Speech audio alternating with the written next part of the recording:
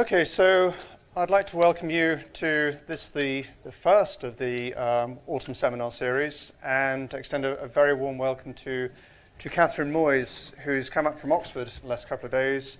And it's a homecoming of sorts for Catherine. She did her undergraduate degree in the University of Liverpool in 91 to 94, before she then went down to the Institute of Terrestrial Ecology, where she did her PhD.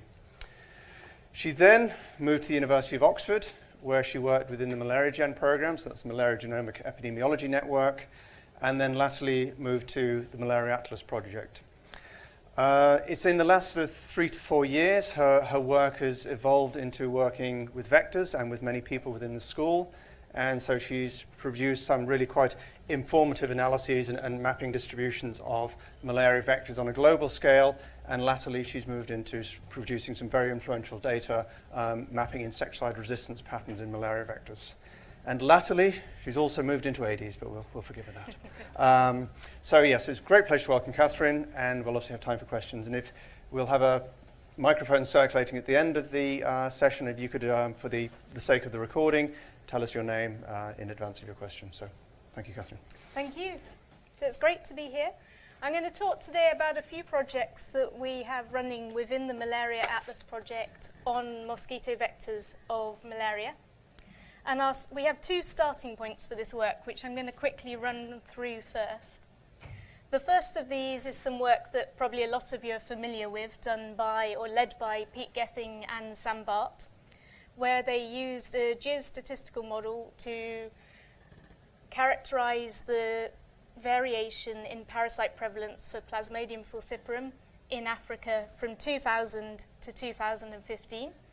And then they incorporated variation in coverage of insecticide-treated bed nets, artemisinin combination therapy, and indoor residual spraying into that analysis to attribute the variation they see in parasite prevalence to those 3 variables. And you can see here that a lot of the reductions that we've seen in parasite prevalence in Africa is associated with those 3 interventions. What you can also see is 2 of those interventions, insecticide-treated bed nets and indoor residual spraying, are of course all about vector control, so they're linked to mosquitoes, but there are actually no explicit factors on mosquitoes that went into this particular model. So that's something we want to address. And although in part these 3 variables explained variation in parasite prevalence, they didn't explain all of the variation. So we want to look into what other factors explain that variation and how important vectors and characteristics of vectors are in that. So the second starting point for this work was some work done led by Marianne Schinker with Anand Patil and also Janet Hemingway here in Liverpool, to produce predicted distributions for the dominant vector species around the world. This was a piece of work where they used a species distribution model. Specifically, they used a boosted regression tree approach to identify the combinations of environmental variables associated with presence of each species and absence of each species. So this modelling approach is utilising the fact we know there are strong relationships between mosquito species and factors such as temperature and humidity and so on. This was a very large piece of work. They had 30,000 records of species presence that went into their models. However, it had some limitations, and one of those is these models use presence and absence data, but true absence data for these species and for most species on the planet is hard to obtain, so it wasn't available, so they used pseudo-absence data. And because of this, what they output from their models was the relative probability of occurrence of each species, rather than the absolute probability of occurrence, because for that you would need absence data. And what I mean by that is if you look, for example, at the Anopheles arabiensis map up here, then the predicted value, which goes from 0 to 1, with 0 being blue and 1 being red, going through a light grey colour of the more uncertain values in the middle. If you look at the different locations, the values at each location are relative to each other within that Anopheles arabiensis map. However, the values in the Anopheles arabiensis map are not relative to those in the Fenestus map, for example, or the Gambiae map.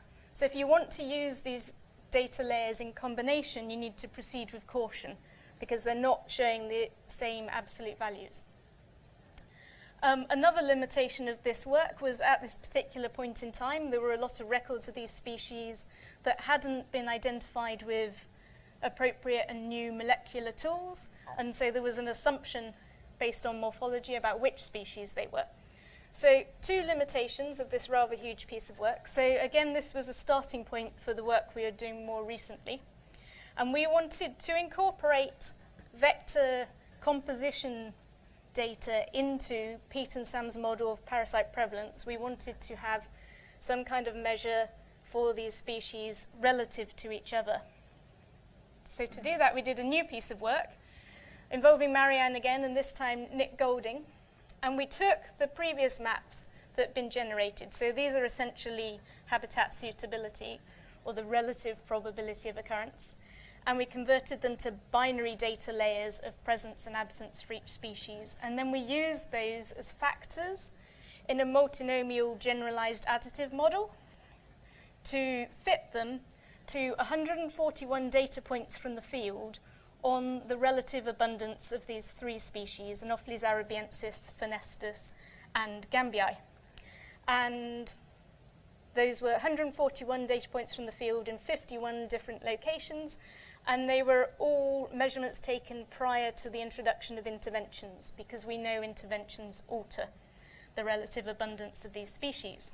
And so this is the output from that model, and I've displayed it in 2 different ways, because it's not easy to show 3 lots of data in one figure nicely. So apologies to anyone who can't easily see this map on the left here. But what it's showing is areas that are more red have more abundance of arabiensis relative to Gambiae and Fenestus. So this isn't just arabiensis abundance, it's relative to the other 2. And the green is the abundance of Fenestus relative to arabiensis and Gambiae, and blue is Gambiae. And then we have the same data but split out into those 3 data layers on the right for anyone who can't easily visualize this on the left. So again, we have the relative abundances relative to the other 2.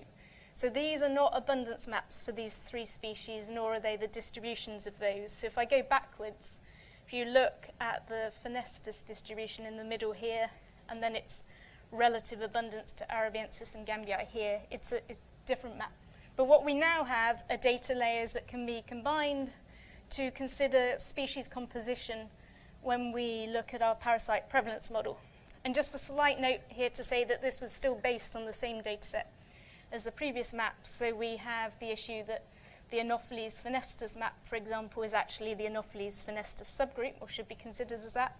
And since the original work was done, Anopheles Gambiae, as previously defined, is now Anopheles clusiae and Anopheles Gambiae, and we know they have 2 different ranges and different habitat preferences. So there are still some limitations of this work, but we now have data layers that can be combined to consider species composition.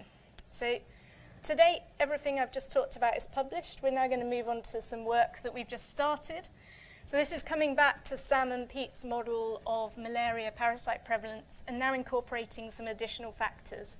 So they've already incorporated coverage of ITNs, IRS, and ACT. And now they're looking at whether any of the residual variation can be explained by some of these factors. So we've got animal density, we've got crop production, and then we've got the species composition data that I just talked about, and then some factors about the improvement to people's living environments as well. And these are now preliminary results that have been produced internally. It's still being written up at the moment. But what they found, if we look at the bottom 3 first, oops. So when they looked at these factors, they all showed an improvement in the effectiveness or the reduction that you see in parasite prevalence over time. So you see greater reductions than you might otherwise expect linked to variation in these 3 factors, particularly improved housing. And then the factors that were linked to less reduction in parasite prevalence than you might otherwise expect were these, and particularly the relative abundance data layers for vectors. And visualizing this a little bit more, so what we have here is these red lines are showing the effect of 80% coverage of ITNs, and the black line shows that if there is no effect at all and you start out and end up with the same parasite prevalence. So if you're hitting the black line, you're having no effect at all. Insecticide-treated bed nets are reducing the prevalence, but they're not reducing it as much when you take into account the relative species abundance. And this has been labelled Phonestus here, but of course it's the abundance of Phonestus relative to Arabiensis and Gambii, so shouldn't be considered separately from that. So this is some preliminary work that we're still working on. But this is showing what the kind of things we're trying to do to incorporate more information about vectors into our parasite prevalence work. And then coming back to the issue of identification of species, now there's a lot more data available for individual species that have been confirmed using appropriate molecular tools. So we took the advantage of that to redo some of the species distributions for Africa. And as we were redoing them, we improved some of the methods a little bit. So we're now using background data that reflects the sampling bias that you see in the presence data. So we've improved our approach there to handling that sampling bias. As I mentioned, we only in these particular models use data that have been confirmed using appropriate molecular tools. And we were also able to incorporate the changes in the environmental variables that feed into this model from 2000 onwards. And when we compared, so some of these are new, Clusii, Gambii, and Phonestus as a species rather than a subgroup are new maps, but some of them had been mapped before, so Arabiensis and Melis and Meris, which I'm not showing here. And we held back data that we didn't use in these models at all, and we used that to validate these maps and also go back to the old ones and show that we had improved model performance for these particular distributions, which was good. So we've improved the maps and they're more species specific, but we still have the same issue. We don't have true absence data, so they are not directly comparable to each other. So they need to still be used with caution. And on that topic, this is some very new work. So we've recently started compiling data on relative abundance of the individual species within the Gambii complex to see if we can start to address those relative values and actually provide some information about species composition in different locations for various pieces of work. And I'm going to come back to that. So tracking back slightly to the extra factors that are going into the parasite prevalence model at the moment, you can see the list here. And there are some things that are missing, and one thing that's rather obvious is if vector control has been a big factor to date, and if vectors are hugely important, which we know they are, then there's a possibility that insecticide resistance is hugely important, and that has not been incorporated here. So it's very interesting to understand the impact of insecticide resistance, but also if there is any impact, then to improve our model of infection prevalence and understand what's going on, we need to incorporate insecticide resistance in there. So it's a high priority for us and has been for some time, but isn't something we've addressed because we very simply don't have data layers to incorporate into this model for insecticide resistance. So for the second part of my talk today, what I'm going to talk about is a collaboration between the Malaria Atlas Project and the Liverpool School here to do just that, to model spatial temporal patterns of insecticide resistance. And how we're doing this, our starting point is we need a large volume of data to look at insecticide resistance across the continent. And what's available, as many of you know, is bioassay data. And bioassay data is intended to be an early warning system that picks up insecticide resistance early on so that you can then plan accordingly. So we don't know how useful at this stage it's going to be for looking at the kind of factors we're interested in, but it's our starting point. And traditionally, you can't quite see the colours brilliantly here, but the way it's used in insecticide resistance management plans and according to WHO recommendations, there's a lot of interest in the variation in mortality at the top level here. So as mortality gets lower, then the prevalence of resistance to a calibrated diagnostic dose gets higher, and typically the data gets used from the sort of top end of this distribution, but we have data available all the way from 0 to 100% mortality. So we want to see how useful that is. We know bioassay data is noisy. You get variation among different bioassay results, so we needed to see whether it actually gives us useful information about patterns of resistance, and then whether those patterns, as defined by bioassays, are actually useful in looking at the impact on parasite prevalence. But this was our starting point. And Penny Hancock, who's here today, is in the Malaria Atlas project, and she's been developing a geostatistical model to look at the spatial temporal patterns of insecticide resistance. And this is rather different to the species distribution model I talked about before, because a geostatistical model relies very heavily on spatial correlations and structure, the spatial dependence among the data points, and much less so on the relationships with the environment, so the covariates. But the spatial structure that's incorporated within this model means it does take account of the sampling bias that we see for all of the vector data we have. So here you can see that it's not uniform sampling, and if you zoom in at any scale you look at, you can see there's quite clearly sampling biases. This approach also allows us to quantify the uncertainty in our predictions. And what I'm going to show you now is some preliminary results from Penny that don't yet incorporate anything on covariates, but do so first stages of building the geostatistical model. And what we have here is a tile for West Africa. So this is the part of West Africa shown, from Senegal in the top left there, over to Cameroon in the bottom right. And then we have values from 0 mortality, so high prevalence of resistance, up to 100% mortality or low prevalence of resistance as defined by the bioassays. And we have the data in 2-year bins, so starting at 2000 and 2001, going down to 2006, 2007. And if we move the data by 1 2-year bin upwards in sequence, we can see that we can discern patterns in both time and space within the bioassay data. So despite the noisiness of the data that's still there, we were able to discern patterns in time and space, which was a big relief. But as I say, the data's noisy and it is also patchy. So the approach that we've taken also generates measures of uncertainty, and here we have a map that accompanies this one here, showing the credible intervals. So if we have low credible intervals, we have more certainty about our predictions, and they're shown by the more intense colour.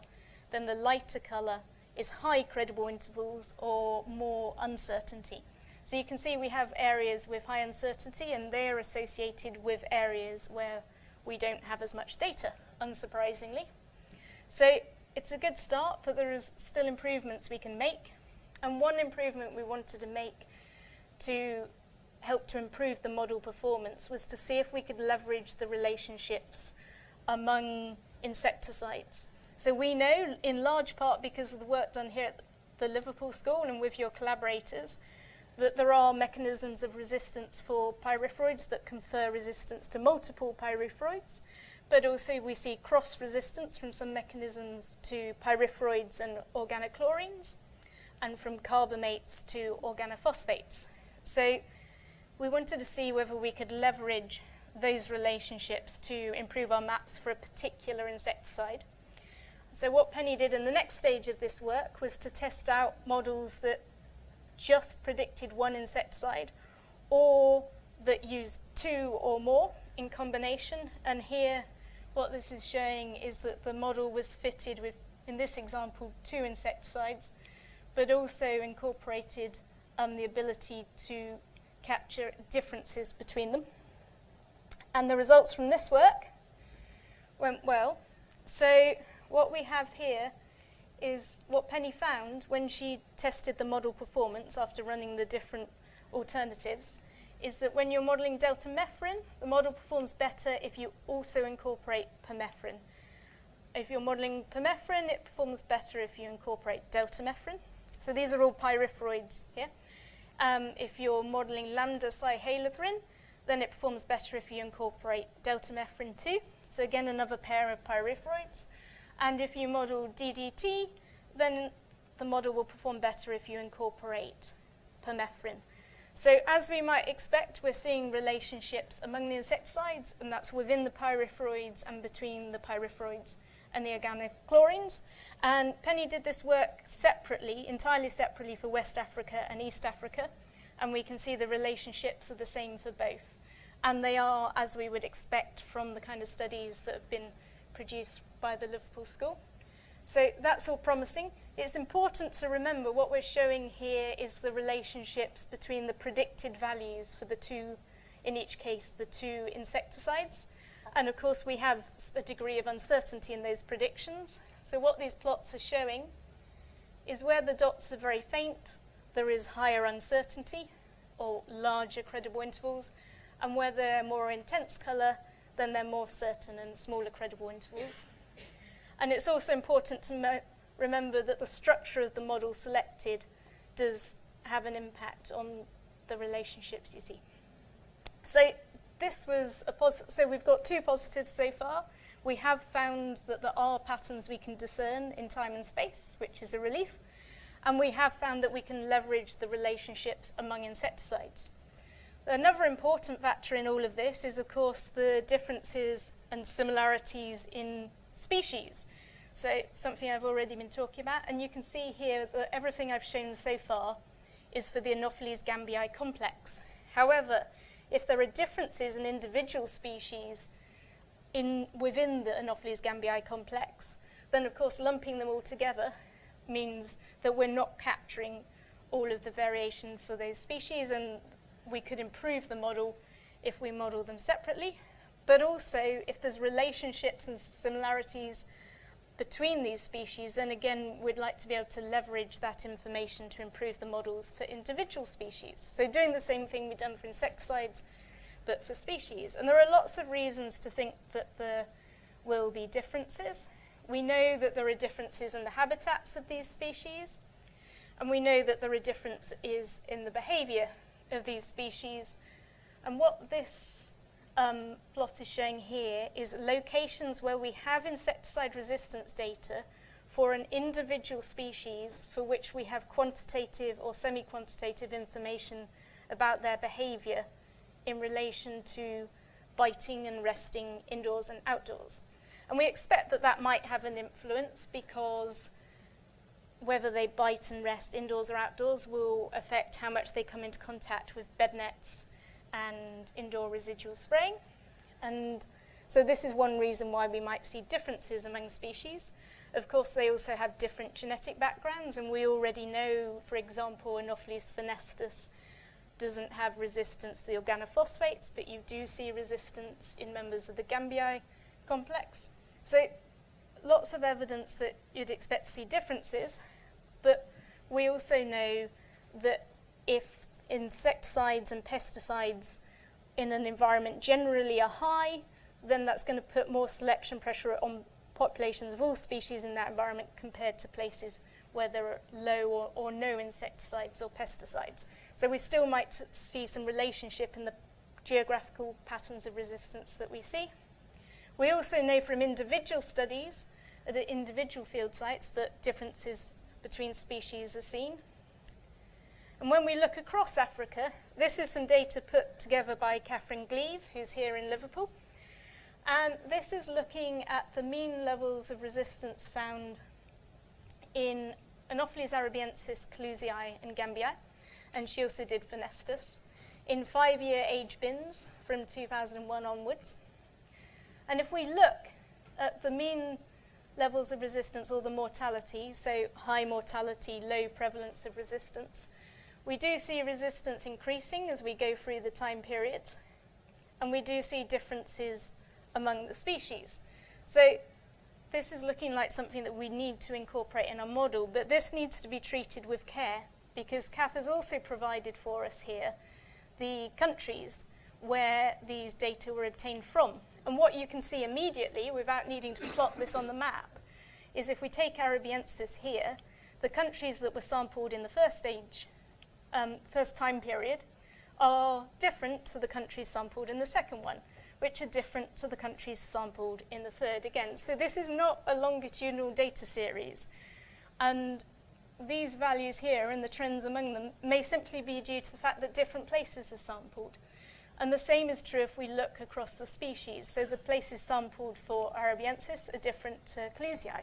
As we'd expect, they're found in different countries. So maybe these differences among species are simply due to the fact that different places have been sampled and they have different exposure to insecticides and pesticides. So there's tantalizing glimpses that something's happening here, and as I say, in individual sites there is also evidence there are differences, but we would like to look at this across Africa and incorporate this in our insecticide resistance modelling work. However, we do have a bit of a roadblock on that, because unlike our data for individual insecticides, a lot of the bioassay results that we have aren't actually linked to an individual species. So they're always linked to an individual insecticide. But for members of the Anopheles gambiae complex, of almost 7,000 data points, only about 2,000 are linked to individual species. And in fact, it gets worse when you consider that if we take the best one here, Arabiensis, 842 data points doesn't sound too bad until you realize that's spread across 4 insecticide classes and multiple insecticides within those classes. Suddenly we're coming down to really quite small data numbers. And we can't take the same kind of approach we've used for insecticides as we have for, we can't use that for species in the same way.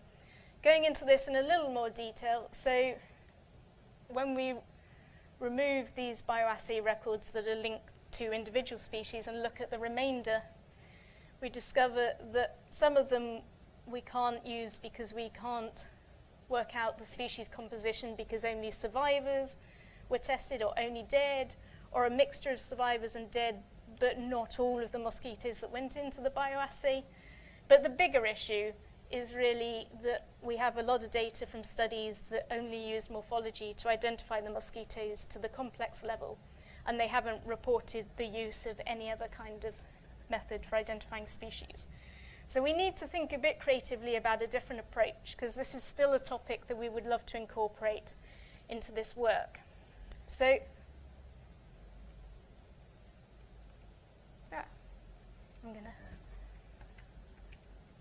this is frozen.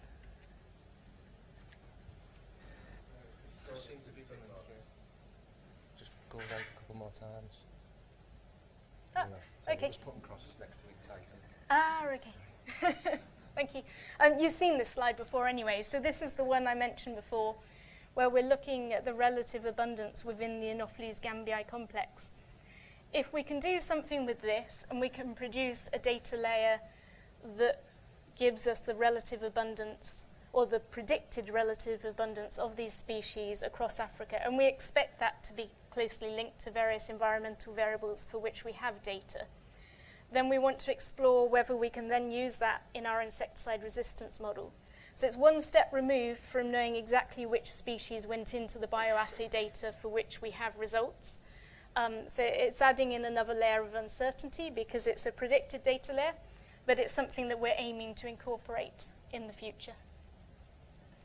So going back to Penny's model, I mentioned early on that she's not yet incorporating covariates into this model, but I'd like to talk a little bit more about our plans to do that.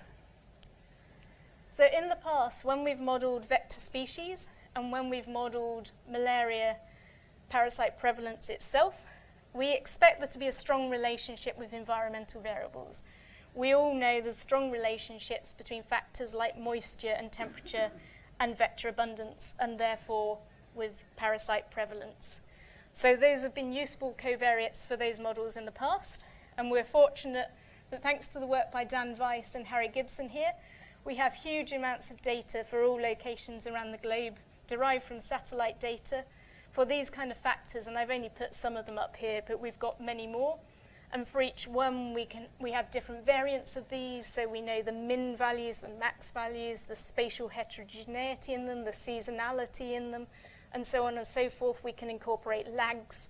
We can have a sophisticated approach to incorporating these covariates into our models. However, we don't know whether any of these environmental covariates that we use for vectors or for parasite prevalence are actually important for insecticide resistance. It's something that we can test and look into, but at the moment we don't know. But there are another set of factors that we do expect to be linked to insecticide resistance. And these are insecticide-treated bed nets, indoor residual spraying, and the agricultural use of pesticides. So the more contact the mosquito populations have with these, we expect there to be more selection pressure and increased resistance. So for the first of these, insecticide-treated bed nets, we've already done one suite of work on this for our parasite prevalence models, where we took data from surveys that described whether people slept underneath a bed net last night, and we took data from countries describing the distribution of bed nets within country, and we took data from manufacturers describing the distribution of bed nets to countries. And we triangulated these three data sets to come up with our estimates from 2000 to 2015 for proportion of the population protected by bed nets. We did something similar, but not as good. For instance, indoor residual spraying. So we had information on which countries had implemented indoor residual spraying campaigns and in which years, and we refined those slightly just to identify the human populations in malaria endemic areas within those countries, and again estimated the proportion of the population at risk, protected by indoor residual spraying. That data has room for improvement, so we're interested in doing that. But the biggest hole in our covariate data is the agricultural use of pesticides. It's no use thinking about mosquito populations coming into contact with bed nets and indoor residual spraying if we don't also think about them coming into contact with pesticides from agriculture. But as I'm sure you're aware, there is no data out there describing the quantities of pesticides in the environment across Africa. That doesn't exist. So what I'm going to talk about next is some scoping work we've done to try and incorporate this factor into our insecticide resistance models. So there are some studies from a couple of locations in West Africa that have linked insecticide resistance in mosquito populations to pesticide residues from agriculture in those environments. So they don't provide definitive evidence that agricultural pesticides cause that resistance, but it's good to know that those associations are out there. Especially given when you talk to people about agriculture in Africa, you get a lot of anecdotes, not necessarily based on evidence. So we went looking for hard data and evidence on pesticide use in Africa. And this is a report produced by the World Bank this year.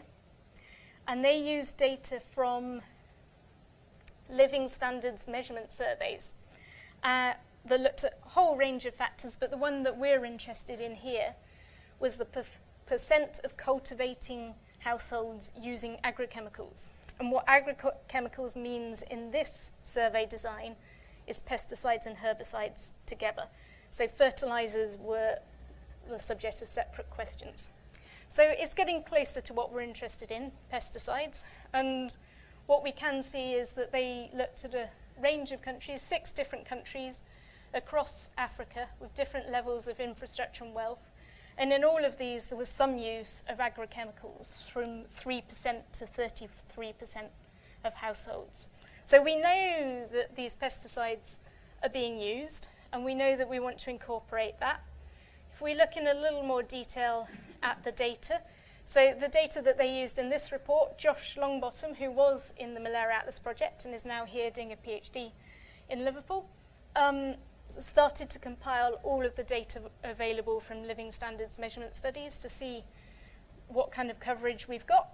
And this isn't complete yet, but you can see the countries covered. And we quite like survey data for a number of reasons. One, the data is usually linked to specific cluster locations, which is great for our kind of work. And generally, the surveys tend to be nationwide, or at least a large part of a country, which is great again. And also, they tend to be consistent across different countries. So it gives us data from different parts of the continent measuring the same thing.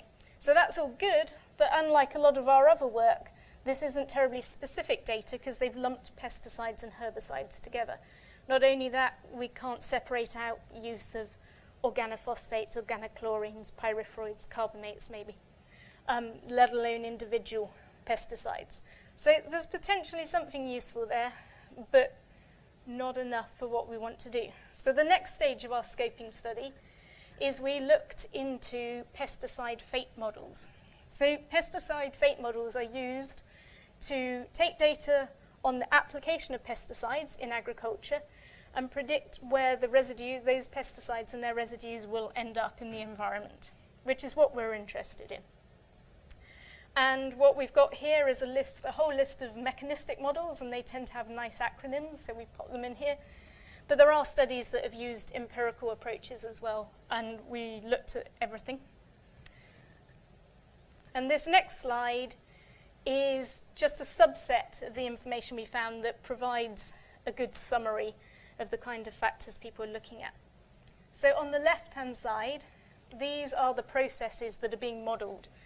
So these are all the processes that contribute to where pesticides end up in the environment.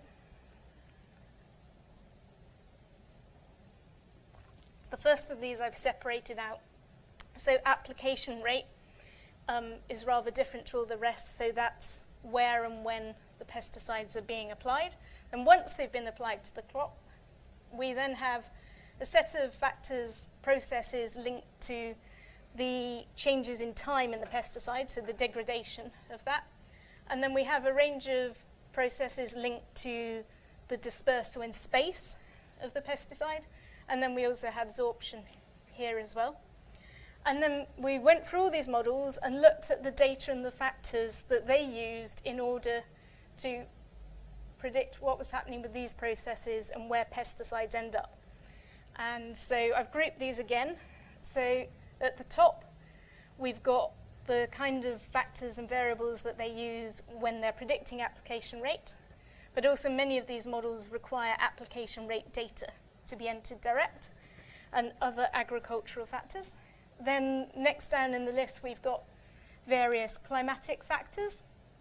Then we have a whole pile of factors linked to soil structure and soil chemistry. We've got absorption again. Then we have a whole pile of factors linked to topography, and that's topography in relation to water flow and also in relation to wind and air movement. And then we have some biological factors. And then lastly, we have factors related to individual pesticide molecular weight and so on. And those last ones tend to be quite well known. We've recruited a new postdoc, Chantal Hendricks, who's going to pick up on this work. She's a soil scientist. And the reassuring thing here is that for quite a lot of this list, unlike data on pesticide residues in the environment across Africa, which we don't have, we do have data for quite a lot of these. And so Chantal is going to be sourcing and constructing and combining data layers for this piece of work. For example, I've already shown that temperature and other climatic factors, we've got a huge database of those. And also for the topographic factors, these are also well characterized by satellite data. And Dan Weiss has already done some work on water flow analysis and where water is flowing in the environments across Africa. So we've made a start on this. We also know that there's data available out there. So this isn't our work. This is data on the proportion of annual crop land cover in different locations. And then potentially of more interest, this is work on crop yield. And it's showing here different classes of crops, but it can be broken down into individual crops. And potentially yield is more interesting for us if we make the assumption that increased yield is associated with increased chemical inputs. So we can't say what they are, but we're not going to be able to get the detailed information about the application of individual pesticides across Africa. So we want to get as close as we can to that. So crop yield may be useful. And then for soil structure and so on, this is one example of what's available. So the Harmonized World Soil Database provides information about the dominant and secondary soils in every location. And for those, for each dominant and secondary soil, I don't know if you can see this, but they provide information about soil pH, the clay content, all kinds of things that we know are important for pesticide residues in the environment. So what we're going to do, we know if we look at this list on the right, we don't have data for all of this, and we certainly don't have data in exactly the format and the measurements that are used by all of these models here. So we're never going to be able to model pesticide residues in the environment in Africa as an absolute measure of quantities of pesticides. That's far beyond the scope of what we or what I think anyone would be able to do, especially in the absence of data about exactly where the pesticides are applied in the first place. But what we hope to do is generate data layers and combinations of those that are related to where pesticide residues end up in the environment, and then test those in our models of insecticide resistance to see if they're informative. And if they are, then we can start to think about why that is. We won't give a definitive answer, of course, on that, and in part it will depend on correlations between these kind of factors and ITN coverage and IRS coverage, because if they're highly correlated, teasing these things apart is impossible with this kind of approach. But we also want to add a bit of validity to the data layers we put together linked to pesticides in the environment by validating them with actual pesticide data from the environments we're interested in, just to check that we are seeing some relationships, although we're not expecting to predict absolute levels of pesticide residues. So to do this, we want data, and when I described the set of pesticide fate models a little while ago that we've looked into for this scoping work, for those pesticide fate models in recent years, so just going back over the last 5 years of papers, we've pulled out information about the data that they use to either parameterize their model or to validate it, or both. And what we have here is the white areas you might recognize are the malaria endemic world. The yellow dots are where people who've worked with pesticide models have obtained data on pesticide residues to validate or parameterize their models. And what you can see is they've done a really good job of skirting around the malaria endemic world. So we all know that this area here is the tropics, and we might expect the relationships with the variables that influence pesticide residues in the environment to be different in the tropics compared to the temperate regions. So we would really like to obtain data from the areas that we're working in. So again, this is still scoping work. What we've done on the right here is the data I talked about from surveys previously. On the left here, we've started to go through the literature to look for actual measurements of pesticide residues in the environment in Africa. And all of these dots represent somewhere where a specific pesticide or its residues has been measured using a specific metric, such as micrograms per gram of soil, in a specific environment. So some of these are soil measurements, some of them are surface water measurements, and all of this we're recording. So we're hoping that we will have enough data, as I say, not to produce a map of absolute quantities of pesticide residues, but to validate the assumption that the kind of data layers that we're putting together and that we combine are actually related in some way to pesticide residues in the environment. So just to come back to the aims for this insecticide resistance mapping project, which has been the second part of my talk, we're aiming to characterize the spatial temporal patterns of insecticide resistance in malaria vectors in order to produce a series of maps, and they will be for individual insecticides and for species complexes, but we'd like to be able to break that down if we can. And in order to do that, we're exploring those relationships among insecticides and hopefully species as well. And in addition to producing maps, we want to use these data layers to then explore the relationships with the potential drivers of selection, so insecticide-treated bed net coverage, indoor residual spraying, and agricultural pesticides in the environment. And then ultimately, we want to use our data on insecticide resistance to feed into that very first slide I showed where we're modelling parasite prevalence of falciparum in Africa and looking at the unexplained variation in those reductions or less reduction than you would expect to see in parasite prevalence across Africa, and whether insecticide resistance can start to explain some of the residual variation that we see currently unexplained. And from that, talk about the impact of resistance on malaria transmission. So this work is only possible because a huge amount of people have been working on it and a huge amount of people have shared data with us. Quite a lot of people from Liverpool there, so thank you for that, much appreciated. But even more so, everyone who has published their data. It's so important when you're publishing your study to publish your data. Thank you.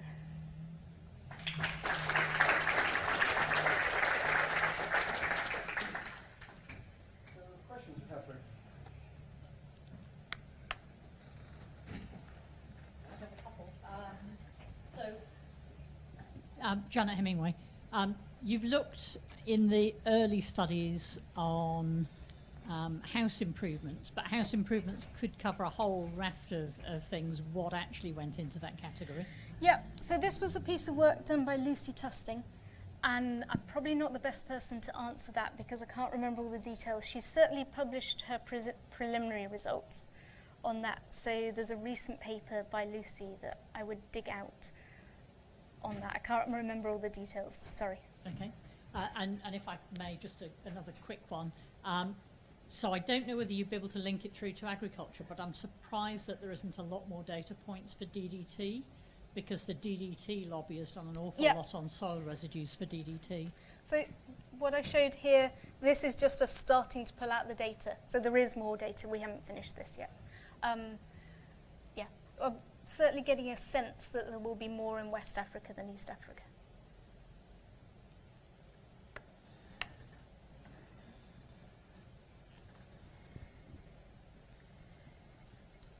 Hello, Sarah Rees from IVCC. I had a sort of question or comment about your the latter part of your talk where you're trying to describe the impact of use of agricultural insecticides on resistance to mosquitoes, vector control. I've worked in the agrochemical industry for many years, and I know quite a bit about pesticide decay in the environment and so on. It seems to me, I mean, this is obviously a very important question to explore, but my point is, I think if you're looking for insecticide resistance, that's most likely to occur when the agricultural insecticides are at a high rate, where the mosquito has to develop resistance in order to survive. And that would be at the point of application. Notwithstanding sort of comments about, you know, a historical instance of DDT build-up in the environment and so on, today all new insecticides are developed in order to degrade rapidly in the environment and become a non-environmental issue. So actually I think you could do a lot of work and digging around and find actually that you can measure residues, but they'll be at a level that will never be the cause of insecticide resistance developing. So my sort of thought is it would be very interesting to look at the application of insecticides and to try to understand where that is causing pressure on resistance development. So the application of pesticides or insecticides is incorporated in this, and we will be looking at that, but we can't look at it directly in the sense that we don't have good data Africa-wide. All the places where we have insecticide resistance data, we don't have good data on the application rate. So on the side of the application rate, we're looking at things like the types of crop grown, and as I say, the yield and the coverage of the crops in those locations. And if anyone has pesticide application data, then we're interested in that too. So we're looking at the whole suite. We're certainly not ignoring application rate. We do realise that that's going to be important, and we're going to get as close as we can, but we also accept that there is no perfect data available across Africa of application rate of pesticides. So just a final comment on that, because we're pretty interested in this in IVCC because we're interested in developing new classes of insecticides. And one of the things I want to make sure that we're not going to do is to develop new insecticides for vector control where there is already established resistance from agricultural uses. So we recognise the problem of getting hold of the data that you're talking about. But one of the things I'm looking at is which products are registered in which countries, and that doesn't tell you about the level of use, but at least to get a picture of the different classes of insecticides used in different places And on particular crops. like you, we've pulled that out, and we're quite interested if anyone has a sense, because there's the regulations and then there's what's actually happening. So we're also interested in the unregulated use, and these are all things that we're likely to talk about and discuss, but again, they're not likely to be factors that we can quantify and put into our models.